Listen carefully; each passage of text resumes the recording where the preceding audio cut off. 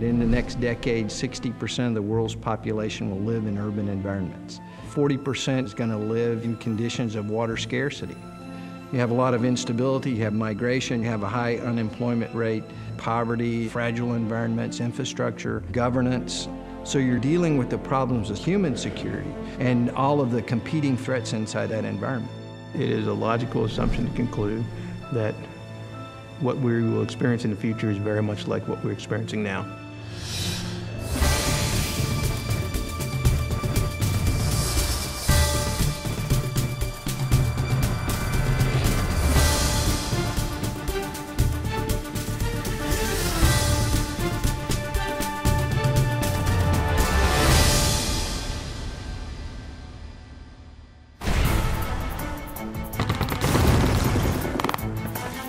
The Capstone concept aims to define the problem of future armed conflict and then describe how the Army is going to operate in the future. We are revising our Capstone concept, and typically the Army has published the Capstone concept every 2 to 4 years to look out the next 10 or 15 years to determine how the Army will fight. We think this particular revision of the Capstone concept is particularly important because it captures the lessons of the past 8 years of war. In those earlier concept versions, we had made assumptions about technology, that technology would provide us near-perfect situational awareness and that we could gain knowledge of the enemy's intent through the use of sensors, standoff capability, improved command and control, but all largely thinking about a force-on-force activity. Lessons learned from war have proved that this focus on major combat operations is probably not the direction that we're going to be in for the next foreseeable future. Now it's understanding your forces and capabilities in context of the terrain, the enemy, and civilian populations. Now we're fighting insurgents that blend in with the population. The only way to really distinguish whether they're an enemy combatant or they're a civilian is you have to be able to get that human intelligence to be able to prove or disprove whether they are the enemy. So we're able now to revise the concept in ways that allow us to take advantage of sort of the hard-won lessons of Iraq and Afghanistan, and look at other recent conflicts as well, such as the Israeli experience in southern Lebanon in 2006. This update coming out in 2009 is an update from the 2005 version, and there are several significant and important changes between the two. The most fundamental shift in our thinking is to embrace the enduring uncertainty of war.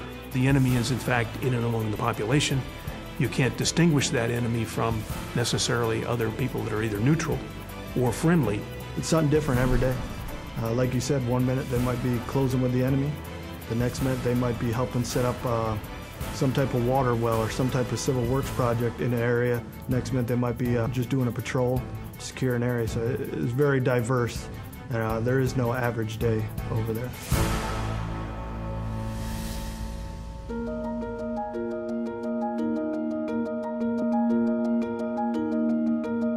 What you will find in the concept is a broader definition of situational understanding.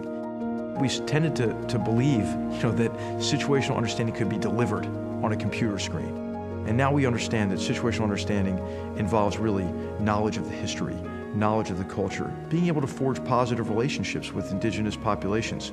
You have to have personal relationships and trust built up over time. You cannot succeed without the local population being behind you.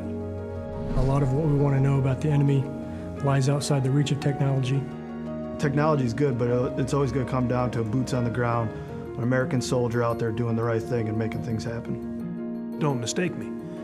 We still want to attain a technological advantage over our adversaries. And we might have gotten a little bit too comfortable with the direction that technology could take us. The overarching tone of the 2005 concept, which thought that we were going to have information superiority and information dominance, that was not my experience in Iraq. Our information technologies and reconnaissance and surveillance and UAVs and those kind of things played a critical role in the operations that we did, but they probably gave us, in my experience, maybe 10% of the information that we acquired. Most of the information we got was from doing reconnaissance the old-fashioned way, going out, looking with our eyes, listening with our ears, and talking to people. Before, we thought that technology was going to lift the fog of war and allow us to understand so much about the enemy. We now realize that enemy countermeasures, dispersion, concealment, intermingling with the civilian population, adapting a strategy of insurgency and using terrorist tactics, that places war firmly and keeps war firmly in the realm of uncertainty.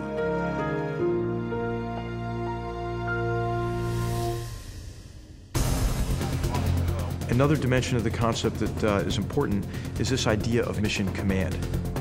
Our enemy is elusive, he's adaptable, he changes quickly, he hides in amongst the population. Mission command is one of the key tools that we can use to deal with this uncertainty. What really led to this was people realizing that junior leaders, so to speak, at the company level can have significant information, intelligence, knowledge that can help that big strategic concept. Commanders have to enjoy a high degree of autonomy, and commanders have to have the resources they need to operate autonomously, semi-autonomously, while taking advantage of reach-back capabilities, while taking advantage of joint capabilities and interdepartmental capabilities. In many cases, the military is a part of that, of achieving that objective, but it is not the whole story. You need political elements, political agencies, economic, financial, social types of agencies and programs to be able to achieve those objectives. Working with our allies can also leverage some very important expertise that they have gained in their own countries, in their own respective regions. The thing for the Australians is that because of our own geographic circumstance in the world, we've had to deal with our arc of instability, as we call it. For us, we've had the past 60 years playing in this realm of counterinsurgency, irregular warfare.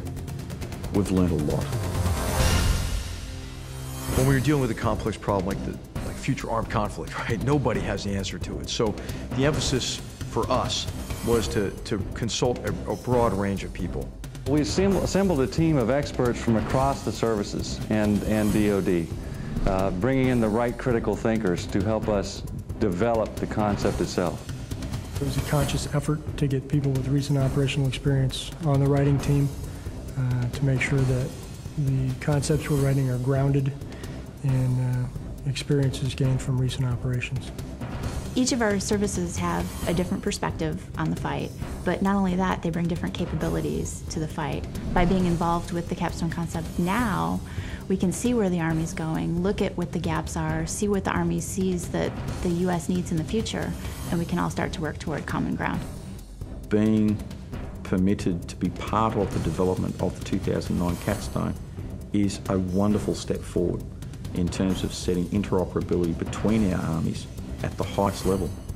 We've benefited tremendously from consulting with a broad range of people, and we're going to continue to consult with people in our Army, across the services, other departments, and academia between now and December, and continue to revise the concept so we have confidence in it. We want this to be really an authoritative document that's a grounded projection into the near future. Our doctrine, our modernization strategy, our leader development strategy all have to be nested in something that provides that coherent narrative about how we fight. And so the Capstone concept provides that seminal document into which we can nest our other strategies.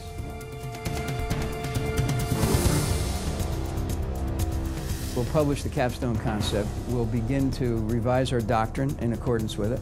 Each of the centers of excellence will have a hand, in helping develop really what are the implications of the Capstone concept on each of those warfighting functions. There's likely to be some rather important adjustments that, in my opinion, need to be made.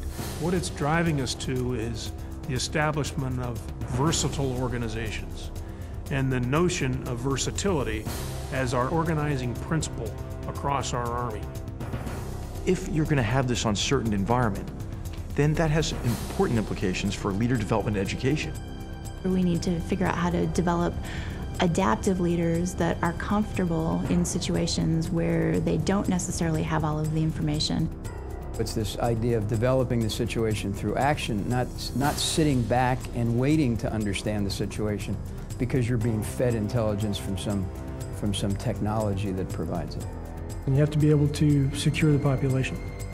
You can't secure the population with UAVs and sensors. You have to be where the people are, you have to live where they live, you have to eat where they eat, you have to sleep where they sleep, so that they know that you are there, your presence provides security, and once they feel secure, then they're usually more forthcoming with the human intelligence that's critical to getting after the enemy.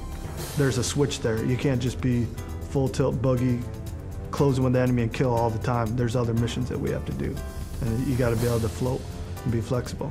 There's a number of activities ongoing to help train soldiers to have the mental resiliency necessary to experience these kind of environments on the battlefield. We have to encourage initiative at the lowest levels. We have to continue to emphasize, as we always have in our Army, the concept of mission command. We will require not only leaders, but the soldiers that they lead to all be able to think critically about the environment. Leaders really have to be educated, a couple levels up, and they have to think maybe 2 or 3 or 4 levels up in terms of how their actions relate to the overall objectives. Certainly one of the things that the 2009 Capstone does is it lays the groundwork for the US Army and its coalition partners to seek greater levels of interoperability. A lot of what it outlines is gaps and things that we need to do in the future, and a lot of them the Army will not be able to do by itself. The Capstone concept brings out the importance of partnerships with U.S. agencies, other countries, other intergovernmental organizations, and also critically, you have to work with and partner with the host nation and the host population at all levels of governance. Hopefully we can bleed a little less blood because we've sweat in training with those same people that we're going to have to operate in. So it's very important to have experiments and exercises with your allies, with your interagency partners, in order to build that trust and confidence over time. So this concept will dramatically change the speed at which I think the Army changes. This new Capstone concept is driving the development of a new set of capabilities. It will help us with the new ground combat vehicle in that it will provide a context for the modernization strategy which that ground combat vehicle system is a part of. We're trying to convince the Army that we need to buy fewer items more often on 2-year cycles, introducing capability packages across doctrine, organization, training, leader development, and materiel. That is going to change and get the Army looking at itself from an enterprise perspective. Another critical component of the Capstone concept has to do with combined arms operations. That's infantry and mobile protected firepower and indirect fire and engineers very closely integrated. The air-ground dimension with manned and unmanned aviation capabilities. And our leaders will have to employ those combined arms capabilities in a way that pose multiple dilemmas for the enemy, that allow us to develop the situation such that we can make contact on our own terms, even as they attempt to blend into the population and use complex terrain. You want to do multiple things to the enemy to seize the initiative in all areas. And what we were trying to achieve is a mix of forces across our Army that give us this versatility across this full spectrum of operations. It's important to continually revise your idealized vision of future armed conflict because you're never going to get it quite right. I think how we best serve the Army is by recognizing the talents of different individuals in and out of uniform. We really want to emphasize that human dimension of war and how we best prepare our force to operate in the complex environments we anticipate.